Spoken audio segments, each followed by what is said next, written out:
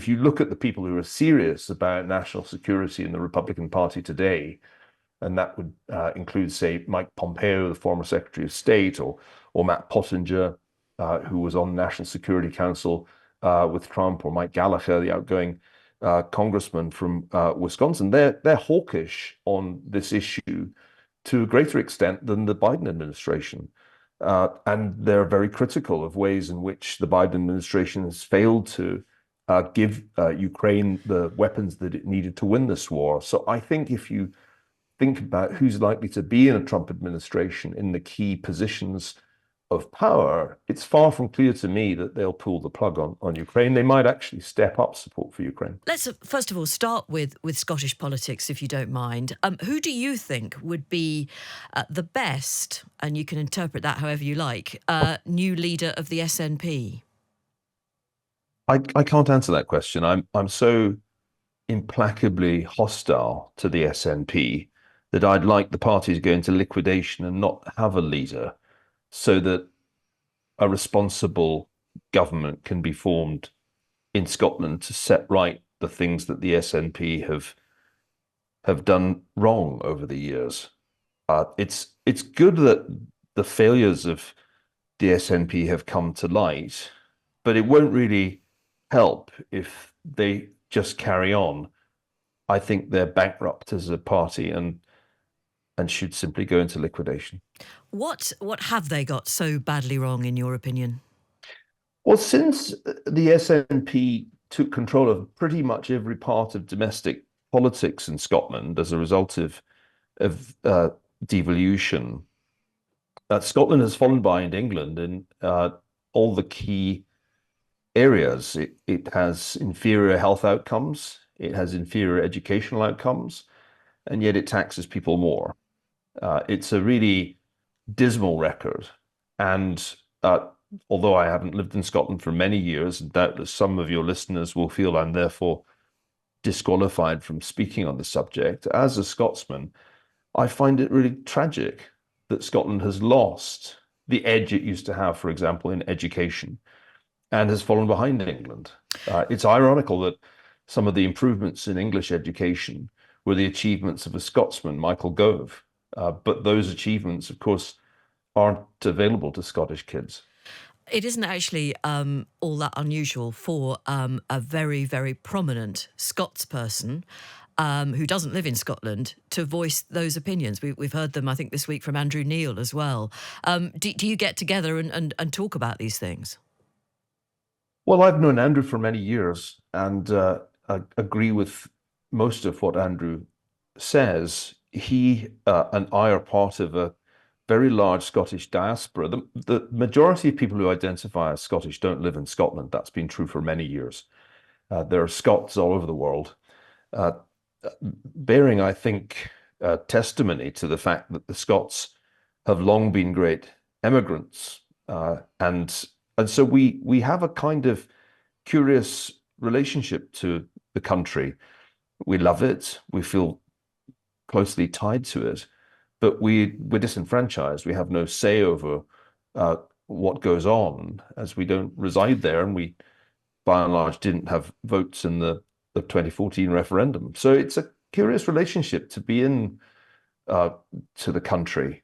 I think most expatriate Scots have a fairly negative view of the SNP and of devolution.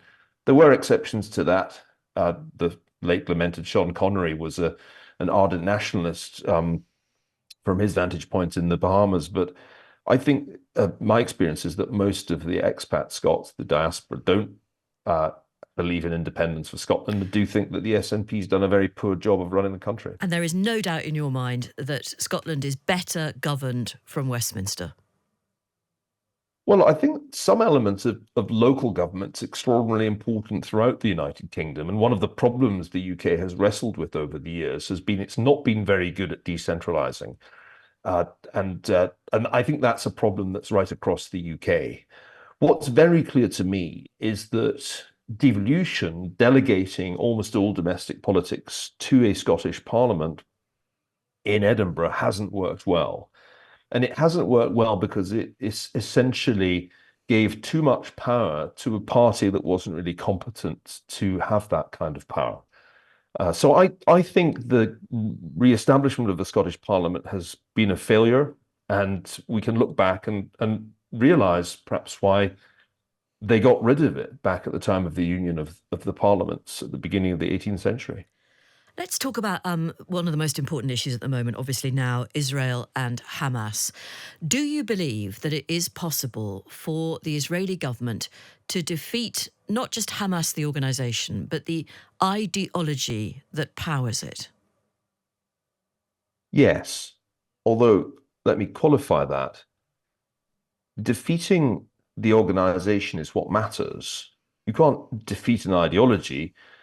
Marxism, Leninism is still around, even although the Soviet Union collapsed in 1991. And the ideology of jihadism or Salafism is still around, even though Islamic State has largely been wiped from the map. So the key thing is to defeat and dismantle the organization. That is has largely been achieved in Gaza, and I think the job will soon be finished. How do you know what has happened in Gaza, bearing in mind that we have no independent assessment of what has happened there because reporters have just not been allowed in? Well, it's an ongoing military campaign. Uh, I was in Israel 6 or 7 weeks ago and visited the Israeli Defense Ministry. uh, Spent a considerable amount of time talking to people not only inside the government but outside it, including its critics. And it seems pretty clear from the reports that we receive, not only from the Israeli side, but also from the Palestinian side, that there's not much left of Hamas, that most of the battalions have been destroyed and only a few remain. And there's not much in the way of denial of that reality from But the but the truly Palestinian side. But the truly diabolical suffering of the many entirely innocent residents of the Gaza Strip, the women, the children, and I'm sure a certain percentage of the male population have done nothing wrong. And we're led to believe that some are near starvation. How can that not be acting as, frankly, as a recruitment benefit for Hamas and for those people inclined to back it? I hear questions like this being asked on the BBC and other UK media almost every day. Well, And I because just it's a have to question that we remind do need to listeners, ask, if I don't we? just might remind listeners, war is hell. Nobody's ever pretended that war is anything but hell. Hamas attacked innocent Israeli civilians and inflicted murder, torture, kidnapping on them. Was the Israeli government supposed to say thanks very much, have a Palestinian state? There isn't a British government that would have sat back and not retaliated if similar atrocities had been carried out against British civilians. Of course, it's extraordinarily difficult to go against an enemy like Hamas. It's not only using its civilian population as human shields, it's got a tunnel network, which makes it formidably difficult to defeat. And although we hear a great deal about the sufferings of the Palestinian people, it's actually striking that by comparison with any comparable battle, the civilian casualties have not been as high as might have been expected, and the Israeli casualties have been impressively low. And I think future military historians will say that this was a remarkably successful campaign. So I know you're that's not saying, what your listeners want to hear, but that's the reality. okay, I mean, it's your opinion, Neil, and you, I think, choose not to believe the Hamas casualty figures, and you're not alone in being dubious about them. Well, I think you've got to understand that Hamas has a fairly well-established track record of saying things that are not true. And what one can see if one looks carefully at the data, and this is based on a US assessment, not an Israeli one, is that over time the ratio of civilian to military casualties has come down from say 2 to 1 to close to 1 to 1. And I think, as I've said, if you compare it with similar battles, and that's from Okinawa back in World War II to Mosul more recently, the results are actually really impressive. Nobody wants to hear that because with, as a rather civilian society, inclined to believe that wars can be fought in urban settings with zero civilian casualties and nobody going hungry. But that just doesn't belong in the real world. That's not how wars are. So And can we be one could have clear then? made comparable arguments about other wars, Yeah. including World War II. And it would have been absolutely true to say that the German civilian population and Japanese civilian population suffered terribly in the course of those wars, particularly in the later stages. Should we have made peace with Hitler still in power? Should we have made peace with the Japanese imperial regime still in power? No, of course not. So one has to understand the nature of war. Hamas brought this upon themselves and upon the people of Gaza. That's the reality. And because of the actions of Hamas on October the 7th, which were truly diabolical, there is now no possibility of a two-state solution. Is that what you believe? I think the probabilities have gone down. I mean, over time, they've gone down, not just since October the 7th. There were opportunities that came out of the Oslo process for a Palestinian state. I think there was good faith on the Israeli side in trying to make that work. And the terrible reality of the last quarter century is that the leaders of the Palestinians walked away from the possibility of a peaceful Palestinian state and chose the path of conflict. And that's a tragedy for the Palestinian people because I think there was an opportunity. I think it's now gone. It's really, really hard to find anyone in Israel in the wake of October the 7th who thinks that there's going to be a Palestinian state. And a considerable number of people, and I don't just mean supporters of the government, who think that the Palestinians have forfeited the right to such a state because there's simply no way that you could trust a Palestinian state not to engage in the kind of activities that Hamas has engaged in, not to mention Palestinian Islamic Jihad. Can we talk about Ukraine and the possibility of the re-election of Donald Trump? Let's say he is re-elected, and I actually think at the moment you don't think he will be. What impact might there be on the war between Russia and Ukraine? Well, last year, a lot of people would say to me, wringing their hands, what if Trump's re-elected? The aid to Ukraine will be cut off. Of course, the aid to Ukraine was cut off long before the presidential election, has only just been restored. So I don't think Trump is as critical a variable in this as people think. It was just a shift in the balance of power within the House of Representatives that led to that interruption in US aid to Ukraine. I also am not sure that necessarily Trump's re-election is massively disastrous in the way that people assume.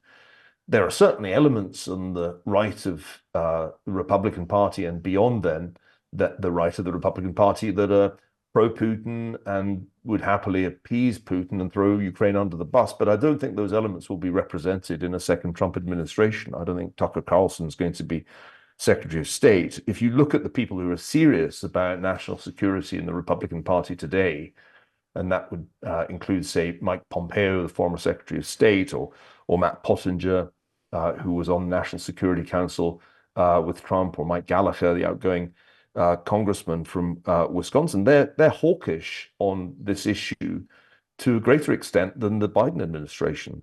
And they're very critical of ways in which the Biden administration has failed to give Ukraine the weapons that it needed to win this war. So I think if you think about who's likely to be in a Trump administration in the key positions of power, it's far from clear to me that they'll pull the plug on Ukraine. They might actually step up support for Ukraine.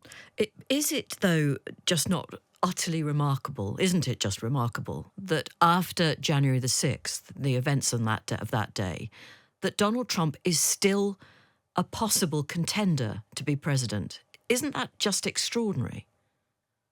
Well, it is to me. I said immediately after those events that his political career should be over. I was wrong about that. On the contrary, Donald Trump is now polling more strongly than he did in 2016, which of course was the year he first was elected president.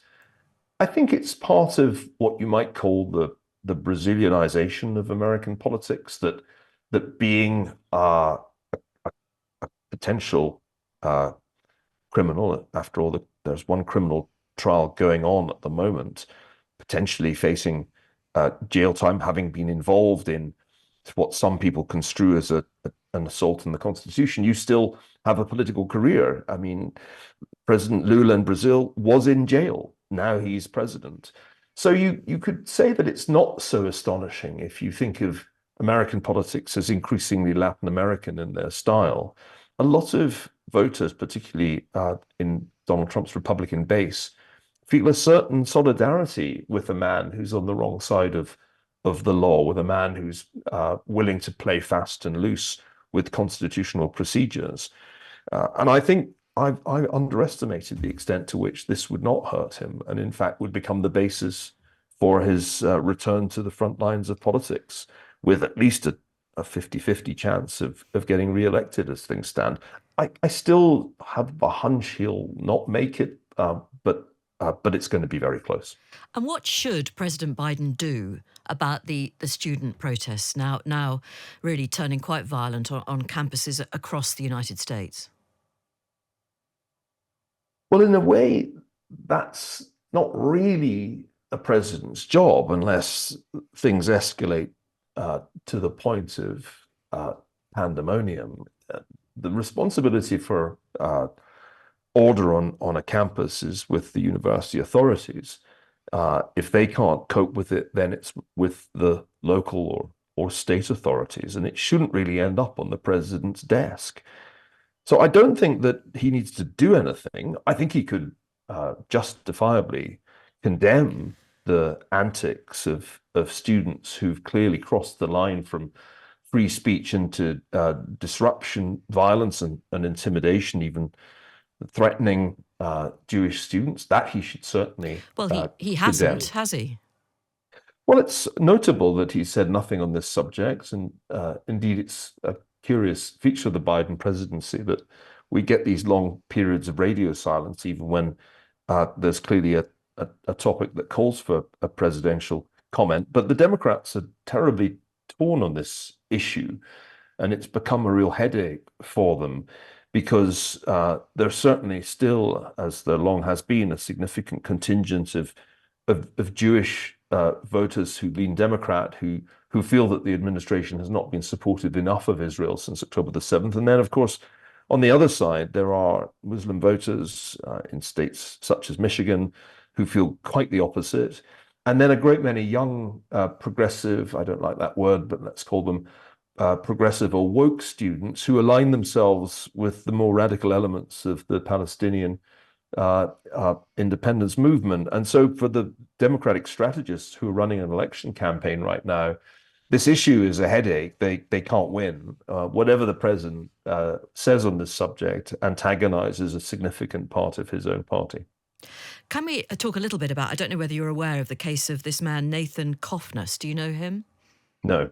He is in the news at the moment, a researcher in philosophy, quite a junior one, I have to say, at the University of Cambridge, about to be expelled by Emmanuel College because he wrote a blog linking race to academic ability and suggested that in a real meritocracy, black people, in his view, would excel only in sports and entertainment.